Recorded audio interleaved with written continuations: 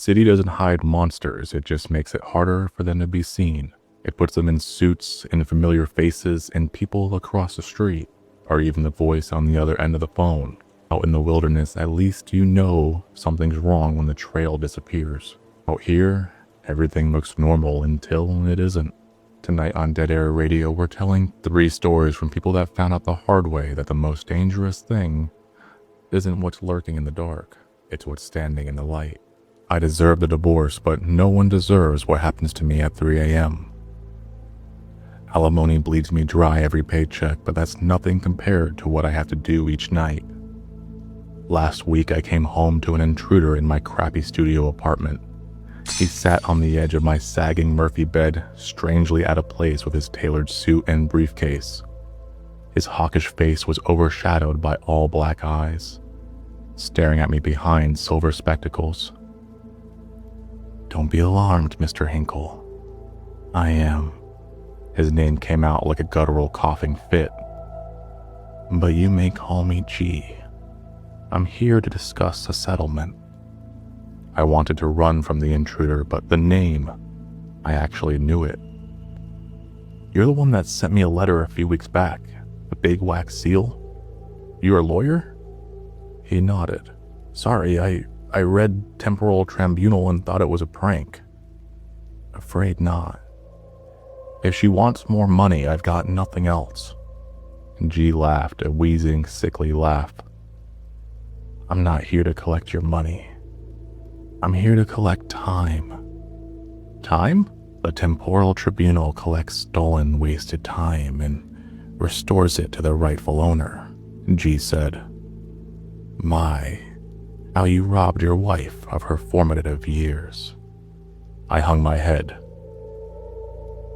"Before we take you to court, she asked to try a settlement. We're proposing you repay her 5 years, a few hours at a time over the next decade." "And if I refuse?" G shrugged.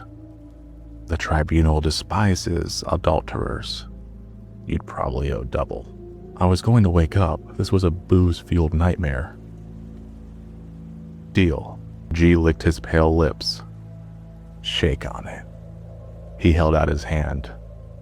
His skin felt fibrous and coarse like cheap sheets at a seedy motel. There was no border between the edge of his sleeve and the beginning of his flesh. His suit was his skin. An impossible smile crossed his face, parting the skin of his cheeks all the way to his ears, revealing far too many teeth. "You'll be seeing me again." He vanished into coils of black smoke. True to his word, I see him every night at 3 a.m., leering at me from the foot of the bed with that hideous smile. When I blink, the clock jumps to 6, just minutes before my alarm. Figured it was a recurring nightmare until last Friday. I turned off my alarm, planning to sleep as late as my body would allow. I blinked away an entire weekend. Waking at 6 a.m. Monday morning, I caught on slower than I'd care to admit. The thing my wife loosed on me was collecting my debt every night. A few hours a day, a few days each week. I had no idea what happened during those missing hours. My next step will be scraping together enough money for a camera to record what happens. 10 years to go.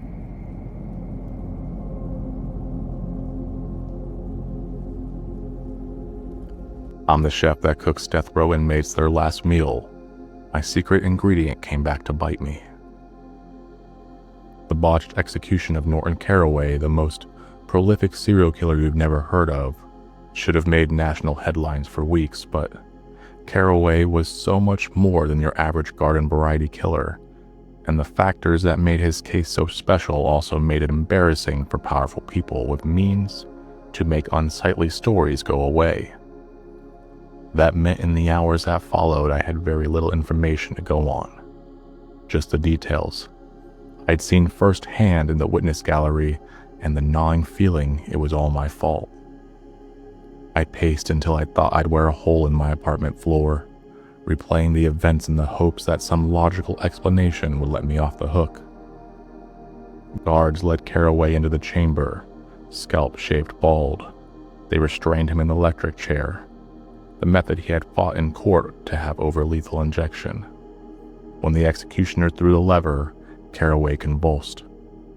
I kept waiting for the shaking to stop. Instead, it worsened. I don't think I'll ever forget the screaming and the smell of burning skin. Prison staff shut the curtains to the witness gallery and rushed us out. I left knowing he was still alive and silently prayed for every moment passing that I would get a call confirming his death. When my cell phone finally did ring, it was Warden Paul Perkins calling from his personal number. "Hello. We need to talk about Caraway's last meal." My blood felt cold. What did he know? How could he know? "I don't. In person. I've never driven so fast. It's a miracle I didn't get pulled over. I reached the penitentiary before dawn.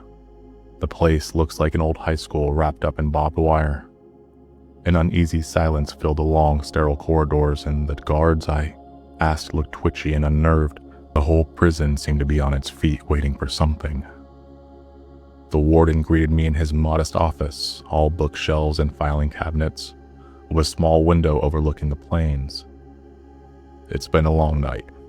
He gestured toward 2 steaming mugs of coffee on his desk. "Sit. Drink." I obeyed. "I didn't think you stayed for executions," Paul said. "Usually don't." "Why was last night different?" I studied his pudgy face, normally bright, kind, and clean-shaven. This morning his eyes were bloodshot.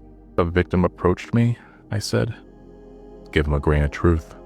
Something he may know anyways." It made this case feel more personal." "Who?" "Rebecca?" I said. "She tracked me down and knocked on my door." The poor woman had looked so thin, like she'd forgotten to eat, mismatched and wrinkled clothes. Paul was looking at me expectant, so I continued. "I felt awful for her, so I invited her in, made her dinner, then let her talk about her daughter." "Oh, if only she had just gone home." "I know you were doing a nice thing, but I'd be careful around her," Paul said. "When Rebecca's daughter went missing, she was the prime suspect. A lot of people up in that tiny town still believe Rebecca is the strangler. A canine police officer paid her a visit early on. Wanted one of Daniela's favorite stuffed animals. Something to let the dogs catch her scent. You know what they found?" I shook my head. "Runes. Weird little dolls and animal bones. She told the cops she'd been doing a ritual to bring her baby back," Paul said. "She couldn't tell them where she was when Daniela was missing. So they booked her. Caraway was well trained, disciplined, waiting as long as he could, I expect. But that urge," he trailed off. He couldn't help himself. "Point is, Rebecca might not have done anything to her daughter, but she's not safe or sane," Paul said. "I'm getting sidetracked though. The execution. You stayed at a sympathy then?" "Sure, you could call it that." Executioner cut off the power at the 20-minute mark. Way longer than it's supposed to take. Paul took a deep breath. By that point, Caraway looked like a half-spent candle. Bastard wasn't just alive, he was coherent, begging for death. "How is that possible?" I asked. I knew exactly how. The question was, did the warden? Problem with the chair, maybe. The warden shrugged. I made the call to override his wishes. He got the lethal injection and stopped breathing at 3:45. Caraway was dead.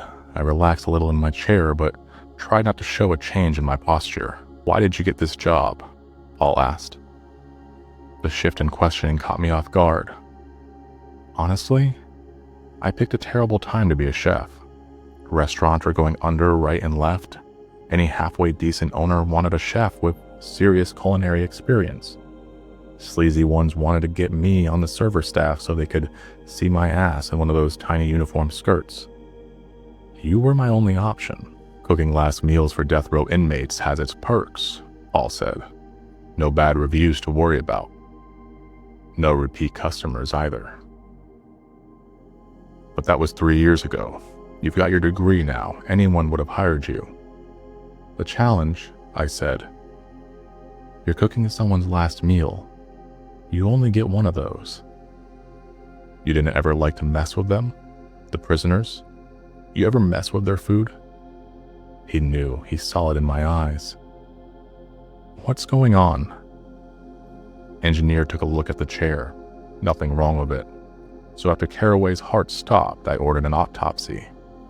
The warden's voice started to shake with anger. Do you know what I found? DNA. A victim's DNA.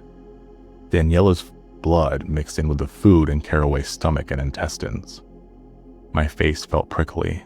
Stress sweat trickled down my forehead, stinging my eyes. I'm asking you this as a courtesy because I consider you a friend. Did you tamper with Caraway's last meal? I need to know how long this has been going on. Was this always some karmic justice for you? All you don't understand. I'm sorry, Kathy. I've got to fire you. You can walk away clean if you don't make a fuss. I don't think they will either. Food tampering. Then it clicked. Paul only thought that I'd been tampering with their food. He harbored no suspicions anything supernatural ever happened.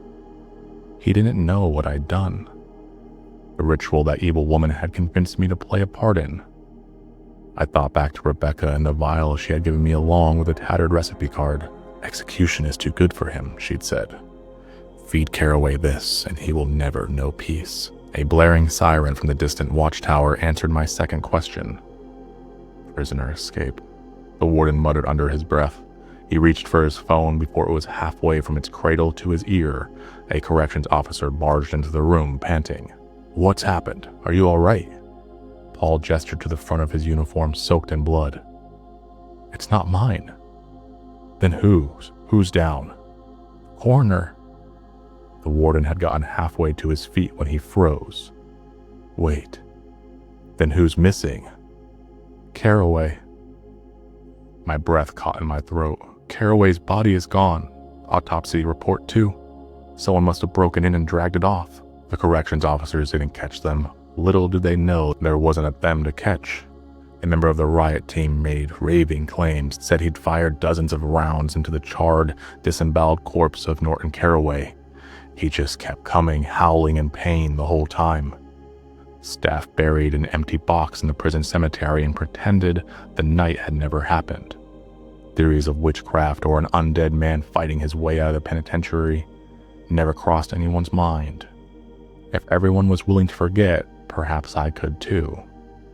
But I couldn't. He had the warden's autopsy report. The one that raised questions about his last meal and the woman who cooked it. All quietly let me go from my job at the prison. Felt like I got off way easier for what I did. I decided to put my talents to other uses, working on settling up nonprofits that help provide hot meals to victims' families. Setting it all up involved a lot of unknown numbers popping up on my caller ID, so when my cell phone rang one weekday evening, I answered without hesitation. Hello, Kathy speaking. Kathy, I've just learned the most interesting recipe. You should cook it for that charity of yours. The voice was wheezy and labored. It's to die for. The caller let out a laugh somewhere between a cackle and a coughing fit. Who is this? I demanded, but I knew.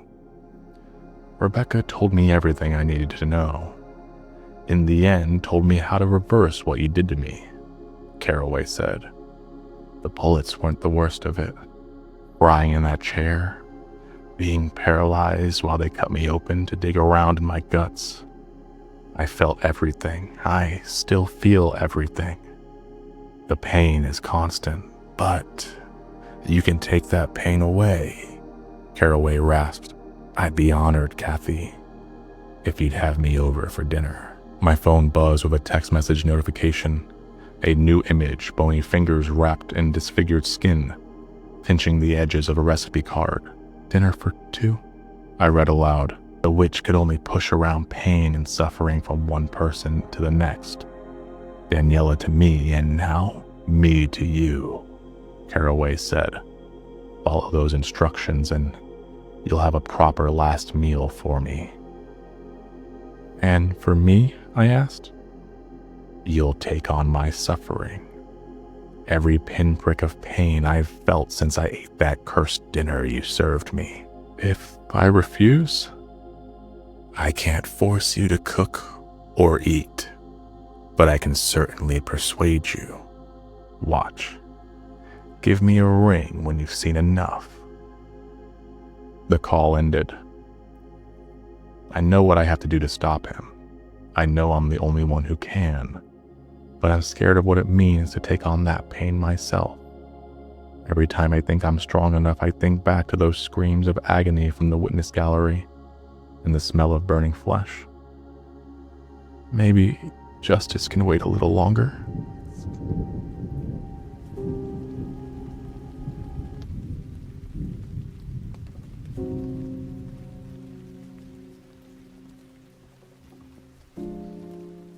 A scary thing that happened to me at the rest stop in Nevada. Every summer when I was a kid, my parents took me on a road trip across America. They'd save up all their vacation days and we'd drive west for weeks from our home in Nova Scotia. The destinations varied: Texas, the Pacific Northwest, Alaska twice, California. It was during a trip to Los Angeles, the last trip we ever took. As we were crossing Nevada, one of those stretches of land that seems to go into barrenness forever, that my dad pulled off the highway into a rest stop so he could take a break from driving and we could enjoy a bite to eat. The rest stop was empty. As we slowly crossed its newly paved parking area, the sound of tires on asphalt spread like butter on a heated pan across that flat surface. The air-conditioned interior of the car was comfortably cool, but already through the windows we could see the outside air shimmer with dispersing heat. When Dad cut the engine and we opened the doors, it hit us like a weight. Mom started unpacking food, Dad stretched, I took in the surroundings. After Mom had fixed the meal, sandwiches, Coke, and a few hard-boiled eggs left over from yesterday, we sat at the table and started eating. A few cars passed along the highway. Then, when we were almost done, as Dad smoked a cigarette, one of the passing cars pulled into that rest stop. We watched it methodically circle the parking area several times before stopping in the middle of the lot, with its front windshield facing us. The only person inside was the driver. Nothing about the car was threatening in any way except the fact of its presence, which had upset our solitude. The driver kept the engine running. "What do you think he's doing?" Mom asked Dad. "I don't know," Dad said. "Eat your food," Mom told me, but she had stopped eating hers and Dad was merely holding his cigarette in his hand, the end burning, becoming a column of ash that crumbled eventually to the grass. The driver, who'd been keeping his hands on the steering wheel, took them away and appeared to reach into his glove compartment, from which he pulled an object that looked to me like a dark box and placed it on the dashboard. "What's that he's got?" Mom asked. Dad said nothing, then, "Gather up our stuff and get in the car." The driver opened the box. "Oh God," Mom said, "is it drugs? Is he going to inject himself here?" "He's got a gun," Dad said. And Mom wrapped everything quickly in that checkerboard plastic tablecloth and shoved the resulting ball of dishes and food into the car's trunk. "Get in the car," she said to me, her voice breaking. Dad got up, tossed his cigarette aside, and stomped on it. "Don't look at him," he said. Mom pulled me into the car and Dad tossed the keys to her through the open passenger side door and told her to start the engine. "What are you doing?" she asked as he stood there looking at the driver. Dad didn't reply. Mom tried the ignition, but the car wouldn't start. "I think he's going to kill himself," Dad said. And for the first time in my life, I felt my nerves squirm like tentacles giving themselves knots inside my body. It was even hotter than it had been on the grass outside. Mom was panicking. Dad shut the passenger side door and began walking towards the other car. "Where are you going?" Mom yelled, but he ignored her. And I watched in hot fear as he walked off the grass onto that black asphalt. I was sweating.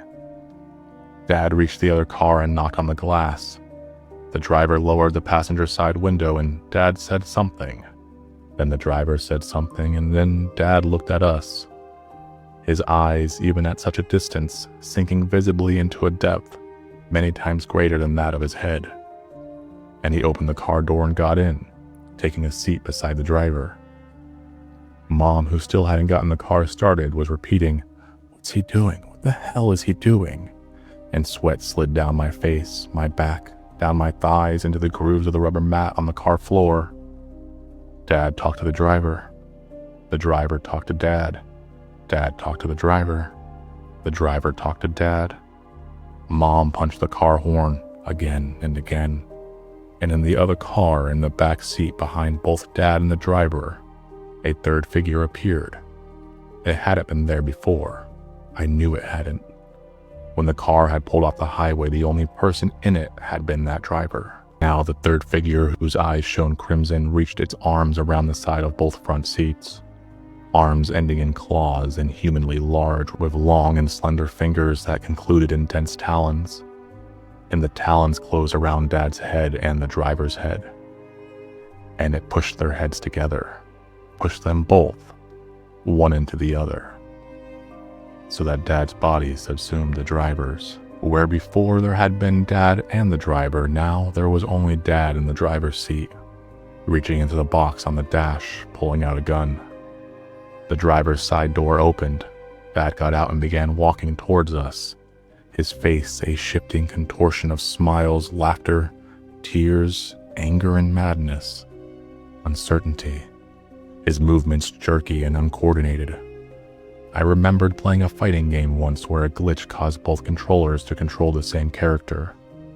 That's what Dad looked like as he crossed from the middle of the parking lot to where Mom was crying and screaming, trying desperately to start the car. I felt underwater. Dad's body took a few steps forward, wrenching itself sideways, fell, got back up. The arm holding the gun pointed it at us, the other arm grabbed it. The two arms wrestled and the first got free and smashed Dad's face, and the second grabbed the first's wrist, but it didn't drop the gun, and Mom finally got the engine started. Dad fired, the bullet hit our car, but not us. Dad reset his aim and I could see him pointing the gun at me. My own father was pointing a gun at me. My own father. His arms shaking, his lips making the shapes of words I could not understand. Wanted to kill me. But despite seeing it, I couldn't believe it. I was crying, Mom was crying, but I couldn't believe it even as I prepared for death. And as I did, Dad's face became grimacing pain, and in a sudden overpowering motion, he lifted the gun to his head and pulled the trigger. Bang. Mom pressed the accelerator, our car shot forward, swerved and skidded, leaving marks on the surface of the parking lot. And we were on the highway, flying down the highway, leaving Dad's crumbled body behind on the hot black asphalt. We drove stunned, our cries subsiding gradually to an uncertain, whimpering silence, the result of a stunted understanding of what had come to pass. We didn't speak about it then or ever, but the lack of Dad's presence was monumental. Gazing out the window, I saw the distant mountains had disappeared, and as far as I could see in all directions, there was nothing but boundless desert. At the nearest town, we reported the incident to the police. We gave statements, and the police concluded, contrary to what I'd seen and what I knew to have happened, that Dad committed premeditated suicide. That's how they explained the presence of the second car, which Mom and I both saw arrive at the rest stop, but that the police decided had been there the whole time, apparently planted by Dad, who hadn't been away from us for more than a few minutes in the past 2.5 weeks. It was a wrong but rational explanation, one that in time even Mom accepted as true because it was easier to believe than her own fading memory. Which leaves me as the only person in the world who can attest to what really happened, even if that reality remains beyond my ability to comprehend. That's why I wanted to share, to give a touch of permanence to the flickering of an ever-passing world. That's all Dead Air Radio has for you tonight. If these stories found you at the right moment, hit that subscribe and like button so more of you can find me. We are building a catalog for everyone, everywhere. And if you really want to take Dead Air Radio with you, we're on Spotify and everywhere you listen to podcasts. Search Dead Air Radio, hit follow, and I'll be in your ears wherever you want to take me. I'm MrMcGrinn. See you at the next transmission. And if you need something more right now, check this one out.